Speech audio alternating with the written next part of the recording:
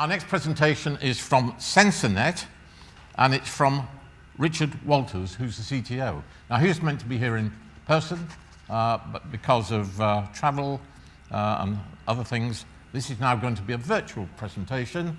And Richard, good to see you. You can all see his bio in the magazine. I'm not going to read it out for you. Welcome, and we look forward to hearing what you've got to say. Thank you very much, sir. Good morning, everyone. And I'll break the first golden rule of presenting with an apology, which is just to say I'm sorry that I can't be there in person. It just wasn't possible to move around the country quick enough and do everything that I needed to do in the sort of last and forthcoming 24 hours. So I guess I'm presenting the slides remotely. So today we're going to talk about SASE, or the Secure Access Service Edge. And I suppose we'll get straight into it because we do only have 15 minutes. So this is the agenda. This is really here for me rather than for you guys. It's to make sure that I stick to the session as it was described in the website and the agenda and the handouts and so on. It's just really to keep me on track. I suppose drinking only the Gartner SASE Kool-Aid would be like drinking Pepsi and never trying Coke. Gartner came up with SASE because they'd missed the boat on Zero Trust, really, and that belongs very much to Forrester and John Kindervag specifically, who came up with that Zero Trust model actually over a decade ago. And Forrester themselves called SASE the Zero Trust Edge, or ZTE. You'll be delighted to hear that you cannot and will not be able to buy SASE from censornet, so no sales pitch this morning. SASE encompasses such a broad range of technologies that you'll use offerings inevitably from more than one provider. And censornet have never been very good at jumping on the bandwagon, frankly. We, for example, use well over 10,000 algorithms and countless ML models in our platform, but we've never really plastered artificial intelligence, all over the website.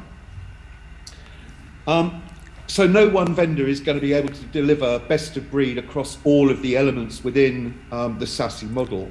And SASE is also down to your organization and its unique attributes and how you implement it.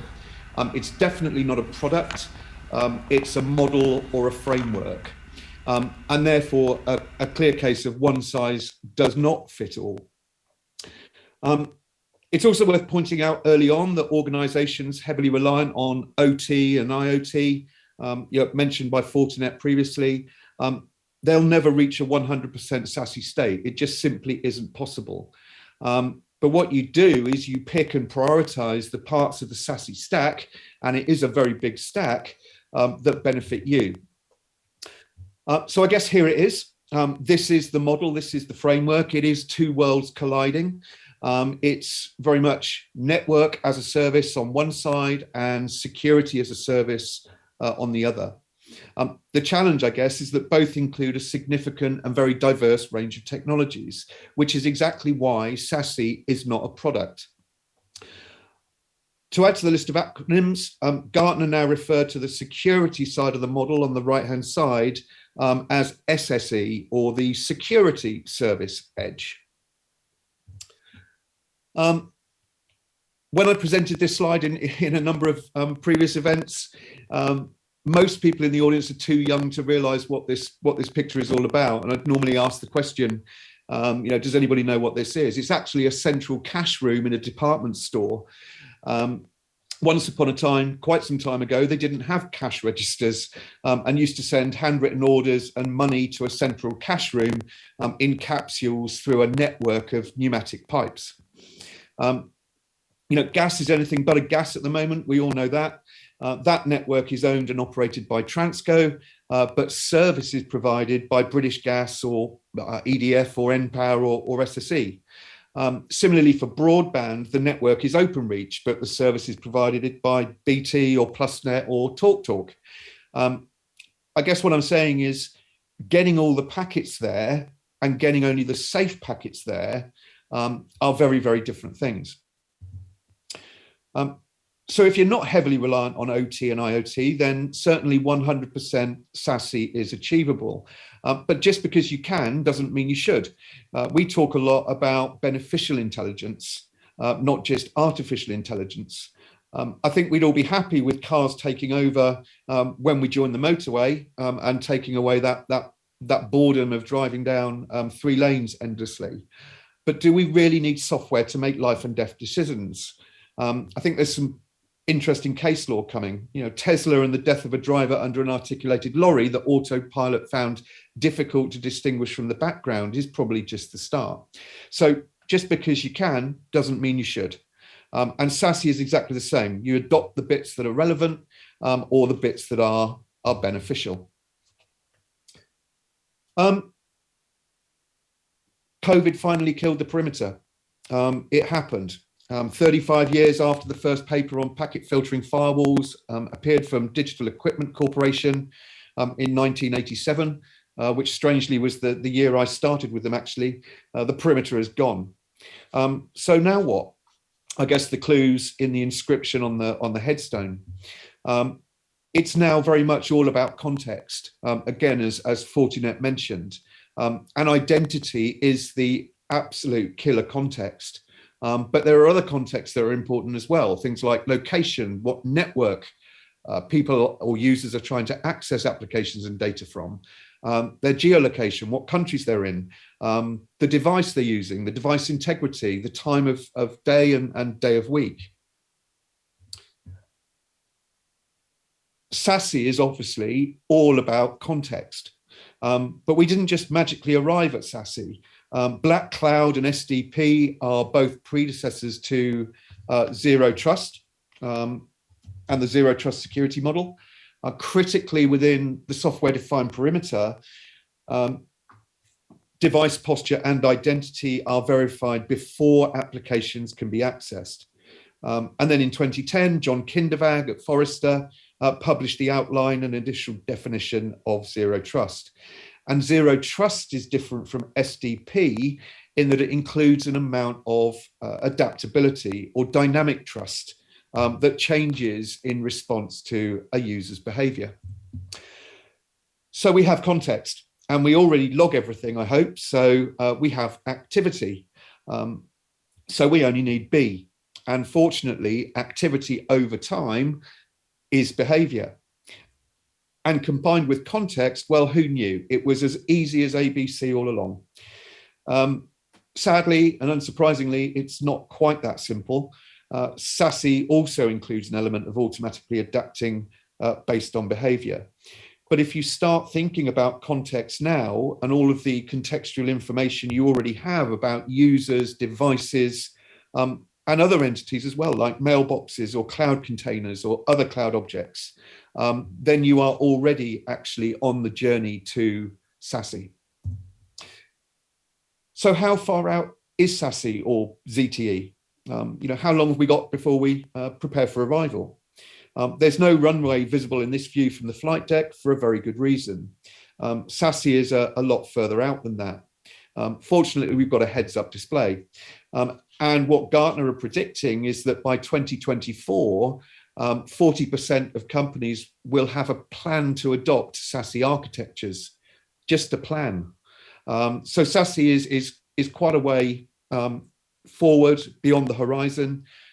We've certainly got time to watch a few more films, and perhaps even Top Gun 2 will be released by the time we land at the SASE destination. So there's a journey ahead before we arrive at SASE. It's important today, however, simply because decisions made now can and will determine how expensive and convoluted the journey will be.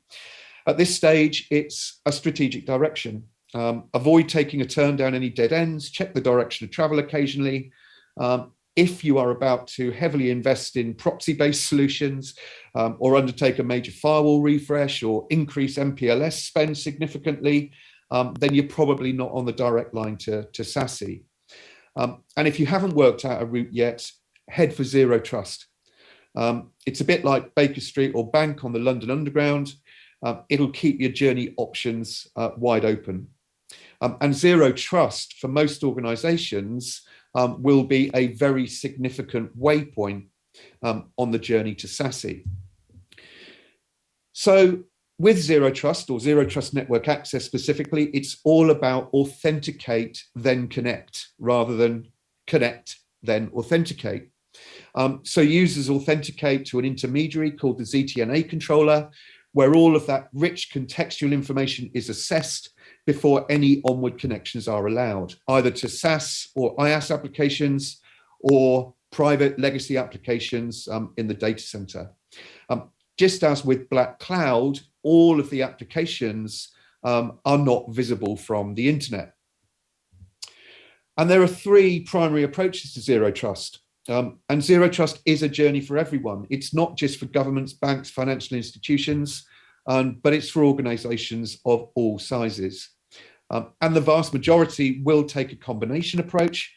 Actually, most organizations will take a user and device approach, but because of legacy VPN infrastructure, will incorporate elements of the second approach, the network-based approach.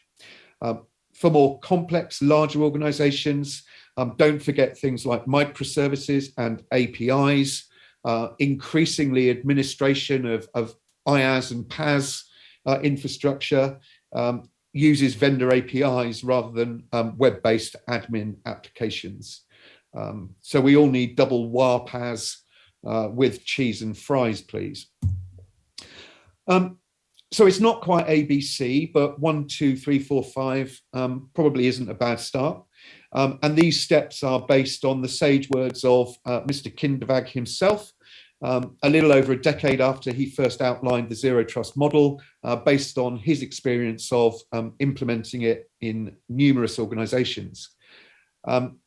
First point is that the attack surface is dynamic. It's constantly expanding. So he flips it and starts to talk about protect surfaces as the inverse of the attack surface. Protect surfaces are smaller, much more easily defined. Zero Trust within your organization may start with, I want to protect Salesforce.com, or I want to protect Microsoft or Office 365. The idea is that you start small with less critical applications that touch less sensitive data. Probably not a good idea to start with the financial backend or ERP applications running in the data center. And the nice thing about that approach is that it means Zero Trust is not binary. It can be implemented one protect surface at a time. So it's iterative and incremental. And so by taking an iterative approach to Zero Trust, it really doesn't have to be disruptive. Mapping flows is all about mapping users to applications and actions within those applications, and of course, crucially, the associated data. And when architecting Zero Trust environments, start from the inside out, not from the outside in. So this is all about moving controls closer to the user or the device. It's about reducing services in DMZs, segmenting users from the data center network, and certainly logging all user and application activity. For one thing, it will certainly help with point 5.